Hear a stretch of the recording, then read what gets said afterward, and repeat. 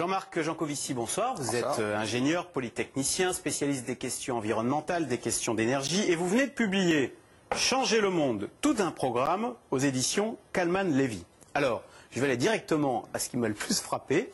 C'est à la fin du livre, ça concerne le nucléaire, page 215, et vous écrivez « Ce qui vient de se passer au Japon est paradoxalement plutôt une bonne nouvelle pour le nucléaire ». Alors là, il faut que vous nous expliquiez, vous avez presque l'air de dire que Fukushima, c'est une publicité pour le nucléaire. Non, c'est une petite provocation qui consiste à dire que vous prenez une centrale qui date d'il y a quelques dizaines d'années, donc qui a été conçue avec des normes qui ne sont pas celles d'aujourd'hui, qu'on a mis dans une zone sismique, qui se prend un tremblement de terre et un tsunami sur la figure, et tout, entre guillemets, ce que ça va donner comme conséquence, c'est qu'on a évacué 80 000 personnes et que vraisemblablement il n'y aura pas un mort à cause des rayonnements qui ont été disséminés dans l'environnement.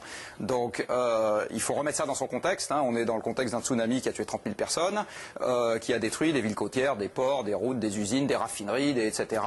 Et là-dedans, vous avez quelques réacteurs nucléaires, et les réacteurs nucléaires qui ont été détruits à cette occasion sont détruits, très clair. Donc vous avez un accident industriel, on va dire, mais qui ne va pas éradiquer la moitié de la population mondiale, ni même causer des dommages sanitaires significatifs aux Japonais. Alors, Jean-Marc Jancovici, c'est ce que vous dites à propos de Fukushima, pas à propos de Tchernobyl. On va voir quand même ces images, parce qu'elles ont été tournées la semaine dernière par des robots dans la centrale de Fukushima. On sait maintenant que des hommes ont à nouveau pénétré dans cette centrale de Fukushima. Ils ont pour ordre de ne pas rester plus de 10 minutes dans la centrale, parce que les radiations y sont mortelles. Franchement, Jean-Marc Jancovici, quand on voit ces photos qui sont quand même très anxiogènes, est-ce que ça ne disqualifie pas cette énergie nucléaire? On n'a pas envie de voir ça, de voir ces terrains condamnés pendant des décennies chez nous. On peut le comprendre. Alors, je vais vous donner quelques exemples issus de l'actualité qui sont liés à la contrainte énergie-climat qui est déjà en train de s'appliquer. Les émeutes au Maghreb, c'est une conséquence de la contrainte énergie-climat. Ah bon? Oui, absolument. La contrainte climat a fait exploser le prix des céréales parce que la Russie a subi une canicule qui est très cohérente avec ce qu'on attend dans le cadre d'un climat qui se réchauffe et qui a supprimé ses exportations du jour au lendemain. Par ailleurs, vous avez une sécheresse récurrente dans le Maghreb et du reste, on en a une qui se prépare en France aussi. C'est très cohérent avec ce qui est attendu dans le cadre d'un climat qui se réchauffe. Les États-Unis utilisent actuellement 25% de leurs céréales pour faire des agrocarburants.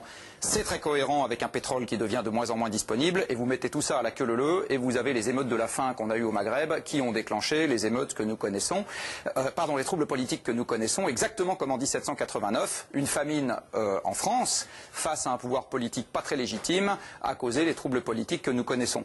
Donc il ne faut pas se focaliser sur une source d'énergie en particulier en disant c'est une catastrophe absolue.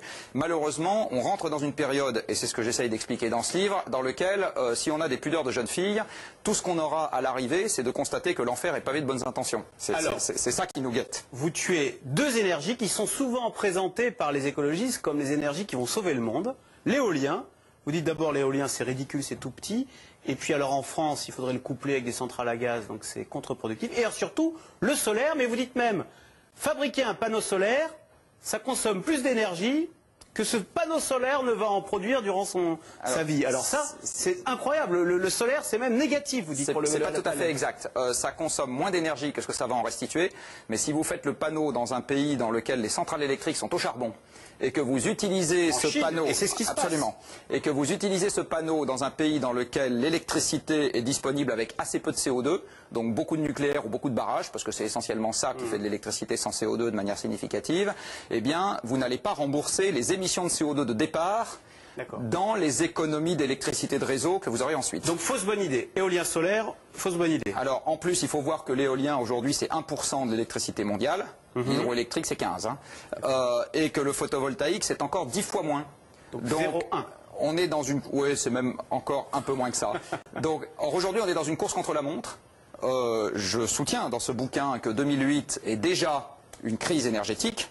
Tout le monde y a vu une crise bancaire. En fait, la crise bancaire est la conséquence d'une crise énergétique et que ce genre de choses va se répéter de manière croissante dans les années et décennies à venir si on ne prend pas le problème à bras-le-corps.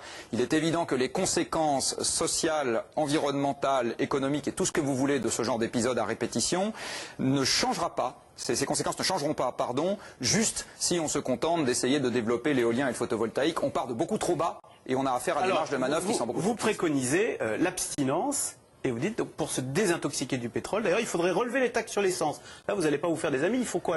Aujourd'hui, le litre d'essence, c'est 1,55 €. D'ailleurs, c'est un nouveau record aujourd'hui. Oui. Il faudrait qu'il soit à quoi? 2, 3, 4 euros le litre? Le litre d'essence à 1,50 € d'urbain.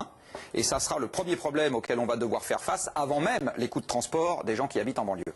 Alors, pour arriver au pouvoir et pour mettre en pratique, il faut faire un peu de politique. En 2007, vous êtes un proche de Nicolas Hulot.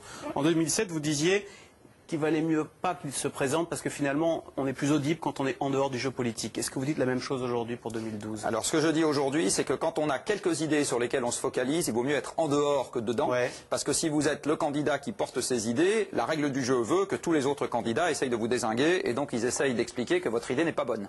D'accord. Et vous le pensez toujours, donc? Ah bah cette règle, elle est toujours valable. C'est absolument évident.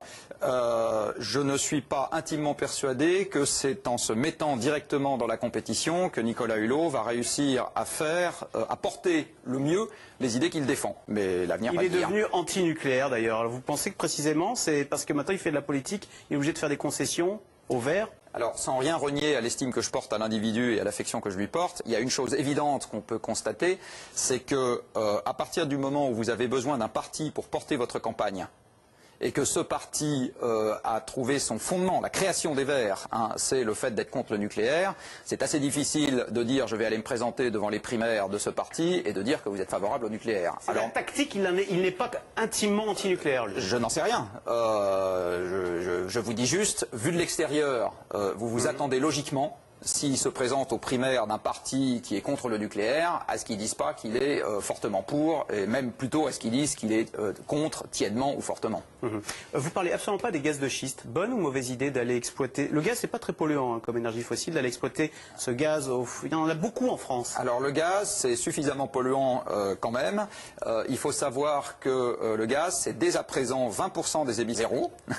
Que les centrales à gaz, c'est 5% des émissions de gaz à effet de serre dans le monde, quand la totalité des transports planétaires, c'est aux alentours de 13. Donc c'est pas rien, le gaz. L'idée d'aller chercher encore plus de gaz que ce que nous avons déjà avec le gaz ordinaire, j'allais dire ce qu'on appelle le gaz conventionnel, c'est pas nécessairement une très bonne idée parce que ça va déjà faire trop de CO2 pour ce que le climat peut encaisser. Le vrai problème du gaz de schiste, avant d'être un problème local, c'est le fait que on ne se met pas dans un contexte dans lequel on se dit on va essayer de préserver le système climatique en mettant pas de CO2 dans l'atmosphère. D'accord. Bien, merci. On a compris de toute façon. Il faut surtout économiser ce que vous dites. Et d'ailleurs, la moitié de l'énergie est consommée dans le bâtiment, le chauffage, des choses comme ça.